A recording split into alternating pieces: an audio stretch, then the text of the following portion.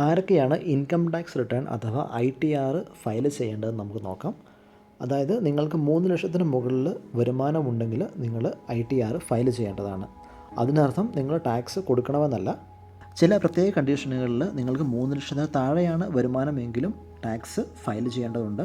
നിങ്ങളുടെ bank deposit 50 ലക്ഷത്തിന് മുകളിലുണ്ടെങ്കിലും current അക്കൗണ്ടിൽ 1 കോടിക്ക് മുകളിൽ ഡെപ്പോസിറ്റ് ഇരുന്നാലും കറണ്ട് ബില്ല് 1 ലക്ഷം രൂപയ്ക്ക് മുകളിൽ ഒരു വർഷമായാലും അതുപോലെ TDS 25,000 രൂപയ്ക്ക് മുകളിൽ പിടിച്ചാലും ഫോറിൻ ട്രാവലിൽ നിങ്ങൾ 2 ലക്ഷത്തിന് മുകളിൽ ചിലവഴിച്ചാലും അല്ലെങ്കിൽ ഫോറിൻ അസറ്റ് വെച്ചിരുന്നാലും നിങ്ങൾ ITR ഫയൽ ചെയ്യേണ്ടതാണ്.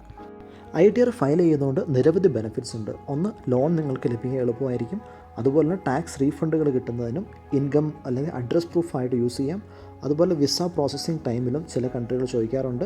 നിങ്ങൾക്ക് ടേം ഇൻഷുറൻസ് എടുക്കുന്നതിനും അതുപോലെ ട്രേഡിങ്ങിൽ നിങ്ങൾക്ക് നഷ്ടം വന്നാലും അത് ക്യാരി ഫോർവേഡ് ചെയ്യാനായിട്ട് സാധിക്കും.